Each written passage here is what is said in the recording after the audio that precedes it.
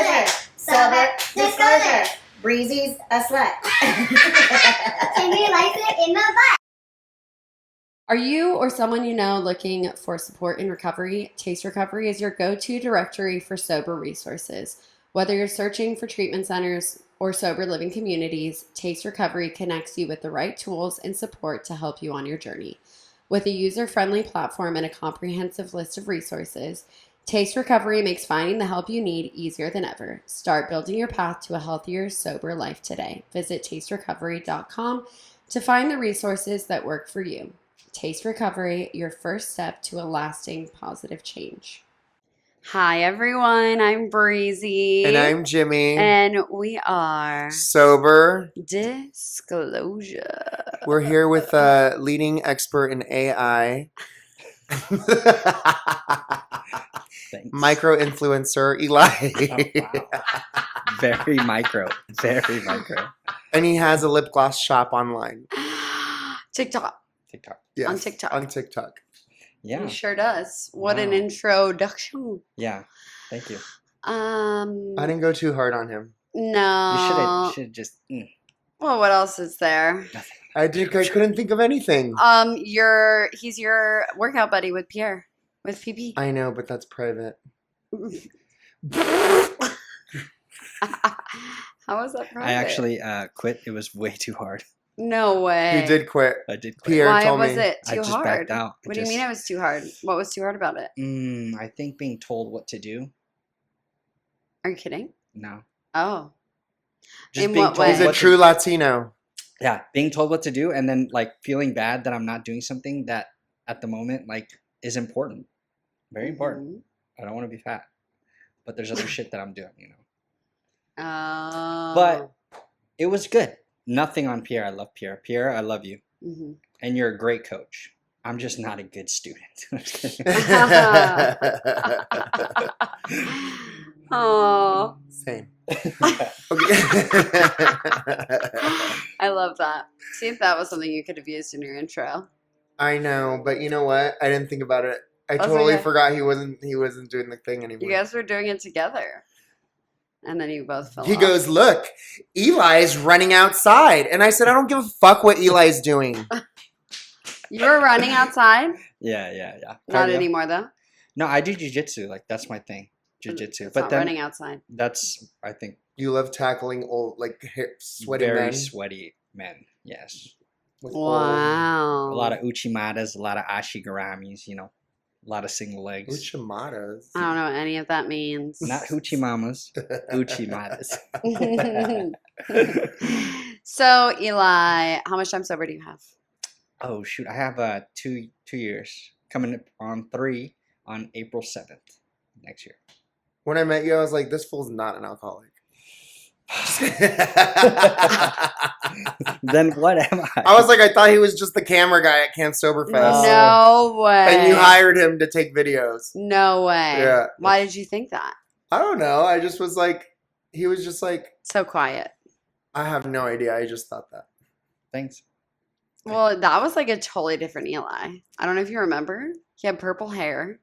You had purple hair? He was had like, blonde. You looked non-binary. I remember that. Mm. Thanks. I'm really glad you picked that up. No. I thought you were FTM, female to male transition. Oh my god. You have a keen sense for no, I'm just kidding. No, I thought you're saying you had blonde hair? I thought you I had had purple. blonde hair and then I had a purple stripe. Purple stripe. Wow. Yeah, it was crazy. That was like pretty AI Eli. Yeah. Like you were like, yeah, you were like way less Pre-businessman. professional. Yeah. Yeah. I really was. I really was. And you showed up to camp in your first year. You had like 3 months sober, right? Oh yeah, that was amazing. I showed up in my first year. It was one of the best decisions I made. Okay, and that's not promoting the camp. That's legit because I'm friends with you guys because of saying yes to it. Yeah. And I was referred by a friend, Fausto. Fausto. Yeah. He told me, "Hey man, you should go to this camp." Because I said my birthday's coming up on September 16th. He said you should go to the camp, and usually my whole life, I would have been like, I even thought like, fuck that. I'm not going to go to some fucking camp. Are you kidding me? That's so crazy. Up in the woods with people I don't know. On my birthday, On my birthday, nonetheless. Oh my nonetheless. God. Yeah, on my Yeah. birthday, I've never done anything like that on my birthday. And plus, it's going to be boring, all that shit. And you're like, what will my parents say? yeah, exactly. Not only that, but hold on. I went to this recovery meeting in like Costa Mesa, like a recovery and AA meeting, like an AA event. Mm-hmm. And I was like, I do not want, if that's what this is going to be Oh. in the woods with older people, Okay, that type of deal, fuck that. Yeah. And then to my incredible surprise, thank God I said yes, because my parents actually like, yo, you need to go to that. You should go. It's something outside of your comfort zone. Mm-hmm. And so I went, best decision I made. Because I am a little fucking Hermit. hermit. You're a hermit crab. Yeah. How did you get over that hump? Like, because your brain was telling you this is gonna suck, it's gonna be boring, blah blah blah blah blah. What made you get over that fear? It wasn't just your parents, surely. What made me get over that fear? Okay. First, it's being like pattern recognition. It's pattern recognition. That sounds so stupid, but like if I'm to walk into a room and sit down and then you sit in front of me and then you're like, don't do this. And if you do this, I'm going to slap you in the face. And I do it and you slap me in the face. I'm like, oh, fuck. And then we start again and you do it again. That was my life with alcohol and drugs and saying no to everything. And this time I'm like, oh, let's not say no to everything. Mm-hmm. Let's do what they're recommending. Yeah. That's it. Yeah. So you actually thought about it. I thought about it. And then there are secondary reasons as to why I went to camp. I'm like, well, I'm starting my marketing business. No, fuck that. I'm like, I'm locked in, dude. I'm trying to be a millionaire. I'm trying to be locked in. I don't give a shit about that. But we'll talk about that later. But what I'm trying to say is, so I was starting the videography business and I was like, oh, this is a good chance for me to go film too. Remember? The first thing I told you was like, yo, I also want to film. Do you mind? Yeah. And so that's why that helped as well. Yeah. And then you had like a purpose of being there. Yes. Which is so smart. That helps me so much because if not, I have so much anxiety. Like I did. Now I'm way better. Feel a lot better. I'm not as nervous or whatever. But I still to this day get anxiety of like any event. I overthink the entire event, but when I do it, I'm like, that was fun.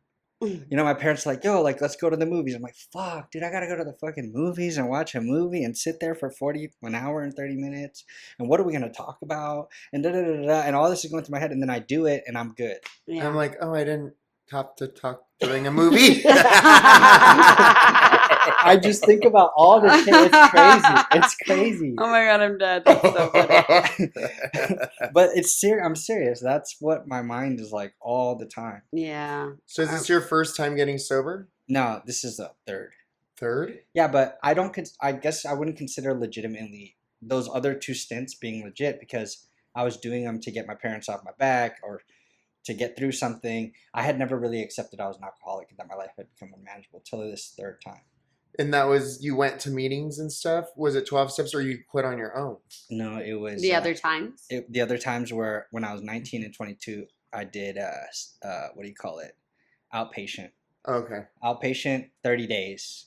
And each time I was there... To get your parents off your back. Yeah, but I wanted it a little bit, mostly to get my parents off my back, to like not be in trouble, this feeling of like I'm in trouble, right? Yeah. But then I didn't truly want it because my actions didn't show that. My words did, but my actions didn't. So obviously I truly didn't want it. Yeah. So when you were going to outpatient, you went to outpatient both times? Yeah, Loma Linda. And did you stay sober the 30 days and 30 days yeah, relapse immediately or what happened? No. I would do incredible, like I would lose. Like you're a good student. Yeah. I would lose a ton of weight, fucking go back to the gym, do all. Oh, but one of the things I recognized that I did a lot when I was younger was I always had something in my system. Like even if it wasn't alcohol, it was coffee, it was pre-workout, it was test boosters to like get strong, it was Anavar, it was some sort of something that's fucking up with my hormones, you know? And I never recognized that, but no wonder I would get off of alcohol, smoking, and doing all these things, and then get right into hardcore fat burners, pre-workouts, all this stuff. Mm-hmm. So I'm fluctuating like this. Of Yeah. course, I'm gonna relapse if it's not for alcohol. It's for Yeah. my emotions and stuff. Yeah, that Anyways. makes sense. So did you stay sober Yeah, for a period of time? 1 year, then 2 years on the second one. Oh, wow. Yeah, So and then actually- but fucking dry drunk. Yeah. Did you go to sober living? No, Neither of the times you just no, were I thought that at- was so crazy. I thought like, hell no, I am not that far gone Yeah, each time. yeah. Did each relapse get worse? Absolutely, more Yeah. money, more responsibilities, more problems, more savvy, more street savvy. You understand? The first time it's like alcohol, weed, Adderall. The second time it's Adderall, cocaine, fucking mushrooms. Da, da, da. The third time is everything all at once, as much Mhm. as possible with everyone. And I'm a better talker, so I could move money here to get it from this person, borrow it from that person. You did was- meth too? No, not meth, not too much meth. Not too much. I tried it, but it's not like that wasn't my thing. It was alcohol, Yeah. marijuana, cocaine. Those Yeah. were my three.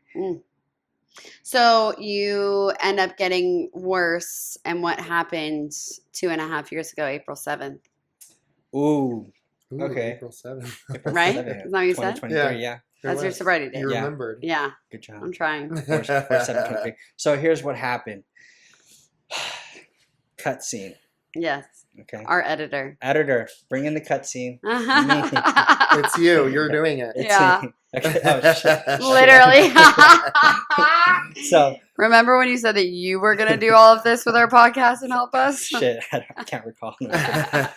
So basically, I'm in the tub. I'm in the tub. Okay, Whitney. Yeah. In the tub, I had just drank a bottle of whiskey. I had done shrooms all night with people. I had finished the baggie with the cocaine, and I had smoked a blunt. And I'm sitting in the tub, and I'm thinking to myself, like, I always would say, I always knew I had to get sober. So, but anyways, I'm in the tub talking to myself. I'm like, yo, you need to get sober. You can't keep doing this, man. You cannot be like this. And I'm shaking, and I'm like, okay, like tomorrow we're gonna get sober. And my mom walks in. I didn't know nobody was home. But I'm legit talking to myself. Yeah. She's like, "Are you going crazy? Are you good? Who's in there?" I'm like, "Nobody. I'm good, Mom. I'm fucked up. Yeah. I'm so fucked up. I get out of the tub, wet, open the door, talking to my mom naked, Oh, shit. like fucked up. Yeah. And then, so I'm like, okay, shit, that was bad. So she walks out of the room, and now I'm thinking to myself, that was bad. Fuck, you fucked up, Eli. Damn, you really need to get sober. And I'm saying it out loud to the wall. And my dad walks in.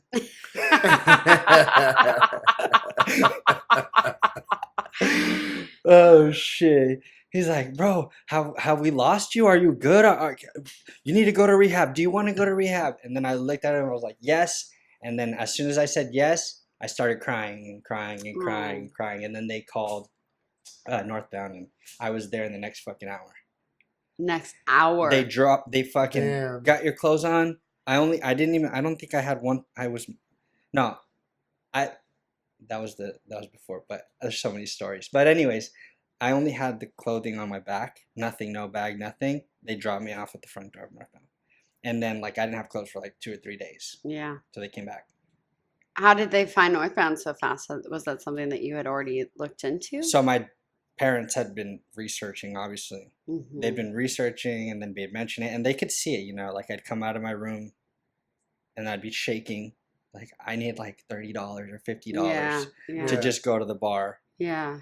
And I'd say whatever to ask for money to go to the bar. Hmm. So And they knew. yeah. And Yeah. what's even more dangerous though, like I said, as I got older, I could like finagle. I could connivingly talk my way through people. Obviously, not just my parents, but people at a bar. I always said you could drop me off anywhere in the world, and within an hour, I'd be friends with the bartenders. I'd be friends with the people at the bar. I would ask, hey, you want to play pool for a drink? I'd beat them in pool, get the drink, say, hey, you want to smoke some weed? Get the bag of Coke. I'd be done in like an hour with no money in my pocket. Yeah. That's the danger of being in that environment all the time. Yeah. Mm. You almost were kind of thriving off of that, though. Like Like a high. It's like a salesy thing, Yes. which is very interesting that you end up in yes, it's AI, but it is also a sales position. Yeah. You are a salesman. I am. Yes. Yeah, I'm you're an a salesman. entrepreneur. Ah! I have been. I have been since I was 17. I said I Yeah. was gonna get rich next year. My dad's like, dude, you can't get rich in fucking 2 weeks. And I've been saying I'm gonna get rich since I was 17. I'm 29. I'm still on my way. The delulu of like it's gonna happen Yeah. tomorrow. I Right. swear. Yeah. I know. I feel that struggle. Okay, so you end up in Northbound, Yeah. which is Ooh. was this a residential treatment center or was it an outpatient? Let me just tell you the whole story. Oh, okay. They drop me off at the front. I get in, and I'm really bad. But now I forgot that I cried, because you know when you cry and you're really drunk and you cry, and the alcohol hits you at once, you're patchy. I don't really recall the whole thing. And then so I'm at Northbound, and I forgot that I just spent 45 minutes telling them how much I love them and all my fucking deep insecurities on the car ride there. And I'm like, they fucking left me here. Like, after we just talked for 45 minutes while they were going to drop me off. Yeah. You know? I'm like, they fucking left me here. Now I'm mad, and I'm saying to the when they intake you, Yeah, the I'm intake like, person. fuck you and fuck this. She's like, I got like 30 questions. No, fuck you and your fucking questions. And I'm saying, fuck you to everyone. I'm surprised I didn't get in a fight or something. Mm-hmm. And then they bring me into this room. The guy had a vape. These big fucking, look like a brick, but bigger than a brick. And I'm like, dude, I need to hit that. He's like, bro, careful. This has a lot of nicotine. I'm just like you, basically. He said, be careful. I hit it, and I stood up, and I fell back again. I got lightheaded. I fell back against the wall, sat down, shit my pants. No. Shit my pants. Shit my pants first fucking hour there. Okay, run to the restroom, throw the underwear out in the trash. Did they know that you shit your pants? Somebody walked in while I was taking the underwear off that I had just shitted hard on. So funny. And then I was like, it was bad. For the next 2 days, I had to just wear whatever pants they gave me. Oh my gosh. And then after all that, I went outside and I smoked a cigarette, and I laid down, and I was so fucking, it was bad. You're like, what did I do? What's going on? Yeah. Yeah. I just shit myself. Just shit myself. Wow. That's my start. But that's why now I donate so much clothing. All my clothing, I donate it back to Northbound. Oh. So any clothing that I don't have or I get rid of, instead of throwing it away or whatever, everything goes to Northbound. Mm-hmm. So. Because there's other people there that shit themselves. On day that one. need some clothes. Yeah. Yeah. Wow. Yeah. I love it. Okay, so you get into North, and so, I'm so sorry, I don't remember if you answered the question that I asked. Residential first time? Okay, Yes. residential. So you stayed for how long? So I was there, and I was like, it was day 14 when I finally accepted that I was an alcoholic and my life had become unmanageable for the first time in my whole life. Because they explained alcoholism as doesn't mean you're an alcoholic. Like, you're not, alcoholism doesn't mean you pick up alcohol. It's like, alcoholism is a disease, right? That presents itself in whatever you pick up. And then it became obvious to me, I've been an addict my whole fucking life. Yeah. If you said, let's play tic-tac-toe, I'd be like, let's fucking play tic-tac-toe every day, this time, this hour, forever. Yeah. Or, hey, I want to go play outside and play on the scooter every day with Chris and Brian and all my friends. Or let me stay over at Dominic Cranen's house every weekend, you know? Yeah. I was like that. I just didn't recognize it now. Yeah. So. One was never enough. Right. You always wanted more. More. Mm-hmm. Everything, anything. Mm-hmm. So. Mm-hmm. The answer is. Except pussy. Well, right now at this moment because you want to get rich. That's right. Okay. Well, and also for my whole 20s, you know, being what's it called? Always taking substances. It was never hard. It was never hard. Oh, your penis. No, penis is always hard, but it was never hard. It was never hard to yeah, let's get that straight. Hard to get women. Yeah, hard to do stupid shit because the women weren't something that I would now be proud of saying that I had sex with them, but it wasn't hard to get women. Yes. Yeah. Or yeah, so because I wasn't thinking, I felt a lot smoother. Now, all this anxiety that I have to now feel and manage and handle and be sober through it, it's interesting. Like asking someone out on a date. Yeah. Yeah. But then as you get older though, it's now you don't want to just fucking be meandering all around, just like whatever. Yeah, I'll take that. I want to actually choose something and fight for it and get it. You know? Yeah. Makes sense. But to answer your question, first time in residential, I stayed for 30 days. And what's so funny is that in the first 30 days, I'm like, I'm just doing 30. Yeah. I'm going to do my work, get on out of here. Yep. I'm going to be here, there, then gone, buddy. You know what I mean? Yeah. And then after, like, towards the 30th day, I'm like, maybe I'll do 60. And then towards, as I got through it, I'm like, well, this is great. I don't really have to stress about anything. I'll do 90. In residential. But there's so much I'm not saying. Like, there's so many things that happen in there.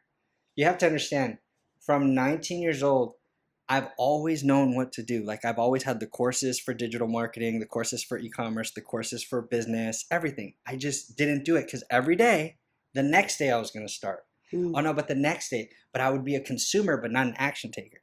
So you got to understand, I get sober for the first time, except that I'm an alcoholic. I'm locked in. Now I'm sober and I have nothing else to do. Everything that I've learned from my past, it was like, we got to do it now. We got to do it hard. We got to do it fast. That's why you're seeing where what I'm doing now. Yeah. It's because so many years of saying I'm not going to do it or I'm going to do it tomorrow. And now that is tomorrow is right now. Yeah. Yeah. That makes sense. And also, switching addictions is very, very common as well. Yes. And it's like, okay, well, if I'm getting sober and I'm Yes. not picking up, I'm going to put all my energy into working. Yes, ma'am. Which is something that you do. Yes. Yes, I do. And I can call you out on that because we've talked about it Yes. many times. Yes. Yes. But I enjoy it. But I didn't realize it literally started from like day 14 in treatment, and you've been doing this ever since. Oh my God, Stan. You know what I was doing in treatment? I took the UCLA course for EMT, and I passed it. Like, because I was sitting out there at the fire pit and I was smoking a cigarette, and I looked up and I was like, what am I gonna do with my life? Am I gonna still do digital marketing and all this shit, or am I gonna try something new? And I saw a helicopter. I'm like, it'd be fucking dope if I was rappelling from that fucking helicopter and saving people. So I start figuring out. I start figuring out how to take the class to become a EMT, but the ones that do search and rescue. Yeah. And I passed the first session, and then my mom's like, after I got out of rehab, I went to sober living, and then my mom was like, I need you to think for a second. Do you really want to go down this path, or do you want to maintain what you've worked so hard for and just go all in? And it took me 24 hours, and I made a decision. It's the best decision I made. Wow. To go to sober living. No, to continue in with my digital business, marketing. in my business, yeah. And then in the industry that I'm in, because it took me to where I'm at now. But to answer your question, I said yes to everything. Yeah. Everything. I was like, yes to rehab, yes to 30, 60, 90, yes to 30, 60, 90 outpatient after rehab, and sober living. So I was like in fucking rehab for like a year, or like almost a year, Wow. 3 months. Wow. And they let you go to camp? I was in sober living when I went to camp. Oh, and they didn't care. Right now. Yeah. I was at outpatient northbound, living in a sober living, and during outpatient at northbound, Fausto was my facilitator. Wow, that's crazy. I didn't know that part of the story either. Huh. Interesting. Interesante. So wow. You're like the most motivated person in their first year that I've ever heard. Right, Jimmy? Like all of a sudden you're just like, boom, jumping into work. Other than me, yeah. What was I like it. I like what that was energy. what was the Like, no. Did you jump into the work of your recovery though? Or was it all business? No, so And your sponsor, did you get a sponsor? I got a sponsor. Okay. So I struggled with getting a sponsor at first because I'm like a really like nonchalant, chill dude. No, you're a liar. Okay. You're not a nonchalant dude. You don't like people telling you what to do. That's right. That's a good point. Because if you were a nonchalant dude, you would do nonchalant things and be like, oh, don't do this. You're like, okay. Right. But you're not like that. Good point. I take that back. And anything I said 30 seconds prior. Delete. Take it out. That's why Delete. he's not with Pierre anymore. Jamie, make sure you delete that scene. I'm just kidding. Jamie. Can you hit it with the tightening right here? Yeah, Harder. it's already tight. I think it's. All right. We're locked. We're locked in. Listen, we're cooked. No, I'm just kidding. I'm going to use all the terms from 2025. So, Gooning. yeah, let's goon out. Question. What was the answer? What were we talking about? Oh, nonchalant. And you gave us a BS A BS answer, and then you called me out on it in front of everyone, and then I took back what I said. It just all came back. You see that? So, I was recommended. Ooh, First Love Church. You know where First Love Church is? It's right here. It's across the. Right here. Sounds like a cult. I've never heard of it. It was a lot of biker, like hardcore biker type dudes in there, right? And I didn't mind that. It's a meeting. Church. It's an actual church. Church. Oh, Yeah. okay. So they'd take us there on Sundays from Northbound. You don't have to hold it. I'll hold it if you want. No, just do it. Just go. Northbound took Uh, you to church? Yeah, they would take us to church. Not Northbound. Oh, I didn't even tell you. No, they would go to also the crossing because Yellowstone goes to the crossing too. Yeah, so they Friday take Yeah, us. but that's not church. That's No, a it's like meeting. but it's a church recovery meeting. Yeah. Yeah, that's Friday nights. Yeah, but they take us to a whole bunch of stuff. And on Sundays, they would even let me. I would go to jujitsu. So I was in rehab Ooh. doing all the shit I wanted to do for so long. Yeah. Back, and they would like assist and help. It was so great. That's why recovery for me was like this time better. Yeah. You should have done AI for Northbound We're working on it. with Computer Paul. We're working on it. I'll talk to Paul soon. I don't know what that means. Paul's the owner. Paul's my ex sponsor. Oh, really? Yeah. Wow. So We Here- had your other ex sponsor too, Brent. I had a lot of ex sponsors. Yeah. that's wonderful.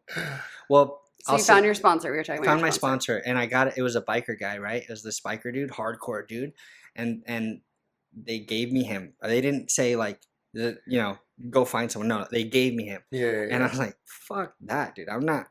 Sorry if you're out there. God bless you. But fuck that. I'm not gonna be your sponsee, dude. Like, just our energies were different. Yeah. I'm not doing all that. So I had to. So what I was then recommended was, hey, find someone you know, like, and trust in rehab. Ask him to refer you a sponsor based on what he knows about you. Right? So I found Ken. Ken works at Northbound, and I liked him. We got together. He worked there, and he recommended somebody. And then I found my sponsor. That lasted.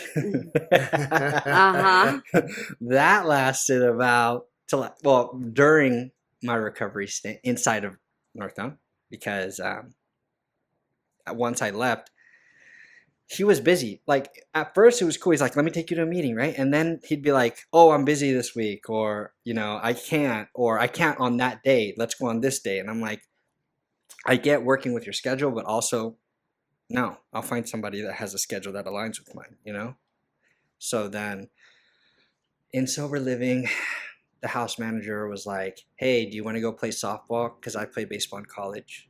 And I'm like, fuck that. That's stupid. I don't want to play with that big ass ball. Fucking blow out my shoulder, but I'll go play.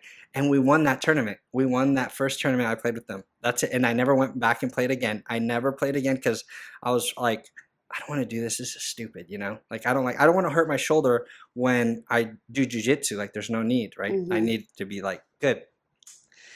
Anyways, at that tournament, the head coach is my house manager's sponsor. He's like, hey, listen, I don't know what you're going through, but if you need a sponsor or whatever, because Matt, my house manager, said, hey, he doesn't have one. Just let me know. And that's all he said. He was not pressured. He just let me know. And like 2 months later, I'm like, man, the way he played that was real cool. I'm going to call him. And he's been my sponsor since. Wow. Yeah. I love that. He's the best sponsor ever. But you don't play softball anymore because it's too gay. Non-binary. So, how has your relationship with that man affected your life in recovery specifically? Tremendously. Yeah. Right? Because the ability to look another man in the eye and tell him everything that I've done and him not judge you, but help you, like, calm you down, tell you that, hey, you're just a normal alcoholic and a normal human on earth, you know, that was fucking crazy to me, you know. But this is the story that I always tell somebody if I go speak or something at like a recovery center, is like, the hardest thing for us is to get that monkey off our shoulders, which is like telling that other person for the first time everything you've ever done, right? So we carry that with us at all times of the day. Even though we've told most of our sponsors a lot of shit or all of the shit, there's still some shit that either we haven't told or it still bothers us. It still lingers, right? At least for me. I don't know about y'all. But so how I was able to get over that is little by little. Like, first, I was able to tell my therapist everything in rehab. After I told my therapist everything in rehab for the first time, then I was able to get over it. And that's another thing. You know, they tell you, like, you got to be able to talk about your shit. That doesn't mean tell everyone in your recovery center what the fuck you're doing. That's the misconception. And that could hurt you. And so I've seen that happen. Yeah. So, but anyways, that helped me get over it. So if you're wondering, like, yo, how can I get over this? Talk to somebody that's legally obligated not to tell nobody else something before you go tell a sponsor. Did you hear that, Bruzy? Yeah. It's all strategic. I got this shit written out. You know what I mean? So don't seek outside help. He's saying seek outside help first. Seek outside help. Yeah, he's saying go tell us. Pretty much he's saying go tell a therapist everything because they're legally obligated to hold all your secrets. That is funny. And a sponsor's not. Yeah. Damn. That is true. That's some real ass shit right there. You're welcome. But see, that's the thing, is that this podcast is, we show that everyone does things differently. Yeah. There are some people that will sit here and be like, you literally tell your sponsor fucking everything, blah, blah, blah, get it out, da, da, da, da, da. But there's people out there going, hell no, I don't trust this motherfucker. I'm going to go to someone that's legally required to hold on to all of this. And that's perfectly fine. It literally says in the big book, as long as it's somebody that you trust. Tell somebody else that you trust. Tell one person that you trust. And that's what you're saying that you did. I love that. So what's something that this sponsor man told you not to do, but you did it anyways? Oh, that's a good question. Other than goon on your AI computer. Well, that's a given. What did he tell me not to do? You know why I like him so much is because he's not too controlling. He lets me be me, and he lets me know that everything's okay, and he lets me know that he's there for me when I need him. When I need him, yeah. So he's not like, you know, another thing that may be controversial. Put it on your fourth step if it bothers you. All right. Tell us. But that's what we like. Right. The thing is. You know, he didn't. I'm excited. We so, like controversial. You know what's crazy though? You know what's crazy is, a lot of the trauma that I have is from childhood trauma, from being sexually exposed at a young age early on, and he had been too, and so he dealt with the same things that I dealt with, right? And so that is immediately what connected us. And but then another thing is, like, he's like, we don't have to read the whole fucking blue book or the big book. Sorry, we don't have to read the whole big book, right? Like, he had this like starter package for walking through this 12 steps. It's like a short form of reading that big book. Yeah. And we went through the whole thing hour by hour. We met at the movie theaters in Huntington, right? And we did it. And that was cool for me. And I read it out loud to him, and I got through it. And he's like, do you accept, right? And then, do you accept your higher power? You know, we went through each step, right? And that's all I needed. I didn't need to be fucking, like, book dumped. You understand? Yeah. Because that would have been a turnoff for me. Yeah. So. That was the controversial thing, that you didn't go through the steps through the book. That's a controversial thing to a lot of people, right? He went through the steps. He just didn't read the whole book. Yeah. Yeah. Precisely. No, I understand what you're saying. Okay. And also, that's how I'm instructed to walk people through the 12 steps too, if I was to sponsor someone, which I haven't been doing. I don't read the stories in the back. Yeah, well, you know. Yeah, so that's so funny. Yeah, the 2 wives, boring. To the wives? Oh, to the wives. To the wives is not in the back of the book. Where is it? It's still in the first 160. Oh, it is. It's It's 164 pages. That's part of that? Yeah. See, that's why I'm not. To the wives, to the employer. Those are all in the first. Like, that's like the meat and the 164. potatoes of the big book. Oh, and Yeah. I have read that then. I just don't remember. My home group is a big book study, so I read it a couple times a Oh, we year. have all walks of life. If I- Nothing, a lot, in the middle. If I blow my nose on camera, is that embarrassing? No. Okay.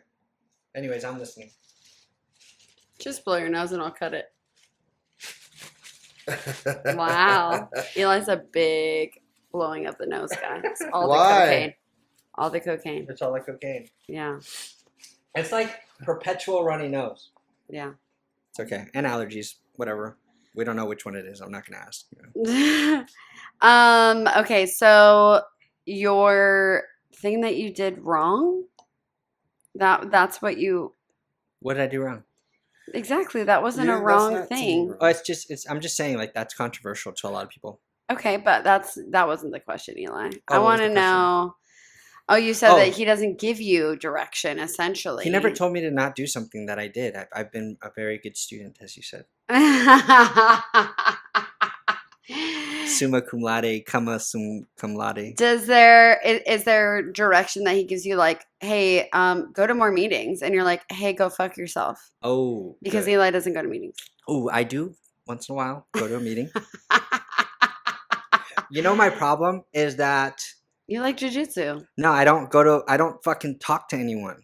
So I go to a fucking meeting and I don't talk to anyone. And I'm like, on one end, I don't want to talk to you. I don't want to be your friend. I want to be friends with people that I, in my head, want to be friends with. And I know who I want to be friends with. So those aren't the people, right? And I know that sounds so bad. I But know that's about this conversation.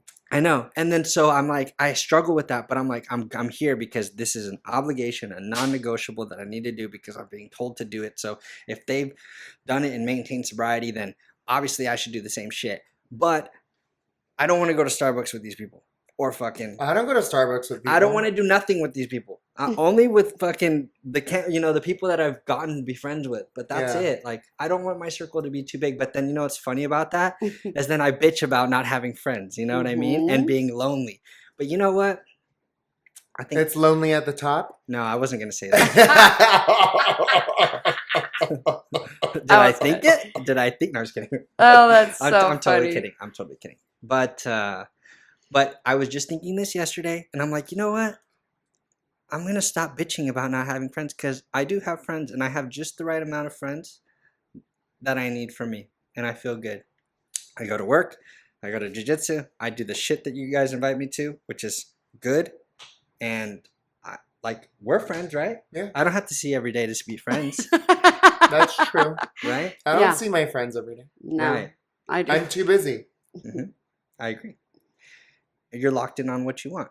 Yeah, that makes sense. I make room for, I love this. I make room for this. Yeah. But the in-between stuff, it's just kind of like, I used to do all that, and then I was always just tired, or then I would be lacking in my business. So I have to keep a healthy medium of everything, because then I will burn out. Hmm. And that's what I've noted for myself. Yeah, absolutely. It's very easy to do. Yeah. So you were talking about feeling lonely, Yeah, well, because I live in a house by myself. but that's been your whole sobriety. I feel like you've gone through that. I've always been lonely. Yeah, because what I always felt like, I always felt like I'd come down from my mountain to party in the gutters and go back up to the hill type shit. I don't know if that makes any sense. But I would never spend time with those people on a given day that I was spending time with. But I'd come out of the fucking at night to go do bad shit and then come back to a safe place where I was, right? Mhm. So of course I'm going to be lonely because I wasn't going to nurture a relationship with anyone that was going to tell me not to do the shit I wanted to do on a daily basis. Okay, there's the answer. And so, and here I am again, right? Somebody that's like, yo, compromise is hard for me. That's why I don't have a girlfriend. Like if she's like, oh no, well we need to go hang out with the friends or dinner with my parents. I'm like, yo, no. Dude, you're eligible for a 90-day fiance. Yeah. Mail order bride. 60 max. No, Meet you me know in what the that middle. means? Meet me in the middle. I'm just kidding. Yeah. Mail order bride. What is a mail order bride? A bride that you get for papers, and then Russia. you tell her what to do, and she stays quiet because she needs papers. Oh, no, I'm good. I'd rather not do any of that. Well, she'll do everything she wants. But I don't need a submissive. I don't want any of that right now. I want success. I want a big business. I want a thriving business, like we all do. You know, it's the same shit. But I do see this becoming a problem. But also, don't we have to lock in for like 3 to 5 years, 10 years sometimes? Like I'm okay if I do this. I don't feel like I'm sacrificing anything, and I'll come out of it on the other end, and I'll be able to do whatever I want. If that's what you feel, that's what you feel. Yeah. Have you talked to your sponsor about it? Yeah. His sponsor He has understands he the same say? thing. He understands the same thing. He does the same I have thing. no comments. That's what he said. Yeah, he said. He goes, do whatever I you plead want. the fifth. Basically, he says he understands where I'm at, but to try to work on doing things like hanging out with friends, and I do, and that is when I come out of the woodworks to be with you guys for 5 days, which is a non-negotiable on my calendar. By the way, everyone on the team knows. No matter what, I'm going to that every year. Yeah. And nobody, not my parents, not my clients, not my team members, nobody says nothing. Yeah. And I set it up that way. Yeah. I love that. And that's like your reset that fills the cup so that way you can lock back in for the rest of the year and go hard. So it is, you're balancing in a different way. You do more than one. I'll be at all of them. Whatever you do, I'll be at that stuff. Oh, I get what you're saying. Yeah. I get what Spooky you're saying. Fest, Sober Fest. Yeah. What, and you know what I want to, why we started this is that everyone is different. Mm-hmm. Do you know what I mean? Like, who am I to say you're doing that wrong? Right. Do you know what I mean? Yeah. It works for you. Yeah.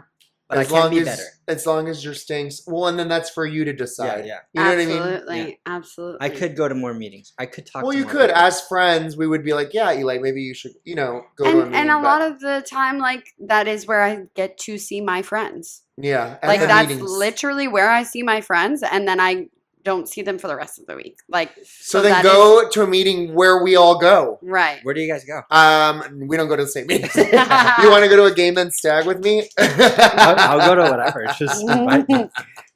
Just invite me. A lot I'll of be people there. go to Gucci, I know. I go to Newport Atlanta Club. The Thursday night.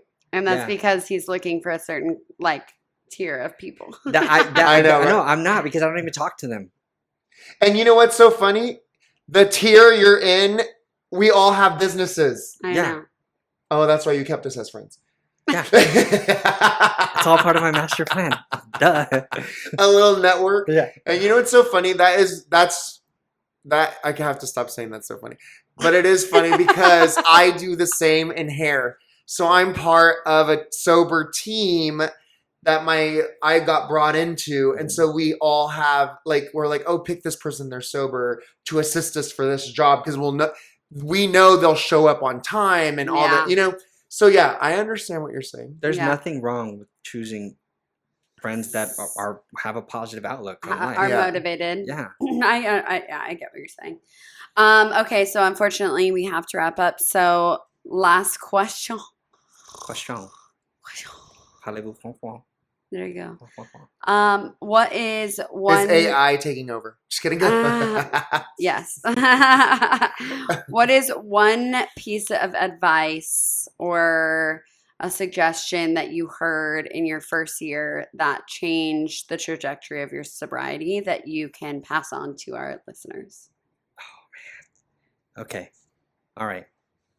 I've said it throughout the meeting, but it is what I've said, which is if you're struggling to find a sponsor, I know this is more than one. Sorry. It's okay. If you're struggling to find a sponsor, ask somebody you know, like, and trust that is sober to refer you to someone that they know would get along with you, right? Mhm. The sooner you accept that you're an alcoholic and your life has become unmanageable, no matter what you picked up, no matter what, the sooner you could get started. And the sooner you tell someone everything, you look another person in the eye and you tell them everything, the deep, dark, and the dirty shit you've done. That'll help you. Mm. And then lastly, learn how to say yes to the things that scare you.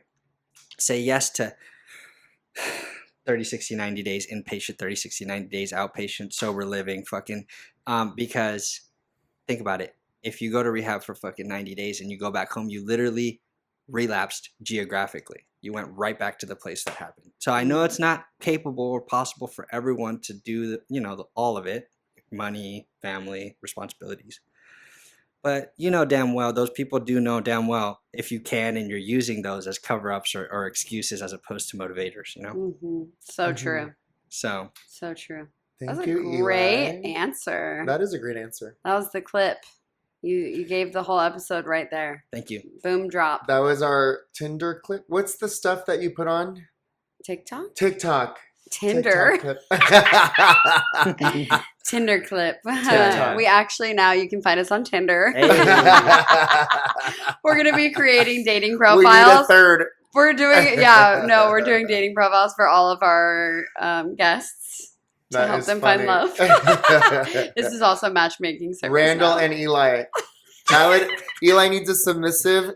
Oh, I can't Russian. say Russian or Vietnamese, and Randall needs someone that listens to his feelings. Oh, validates him. He's a good communicator.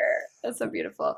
Well, thank you so much. Thank you, Eli. We love you. Thank you. And if you come to Camp Soberfest, you will see Eli taking photos and recording you and getting all of the Naked.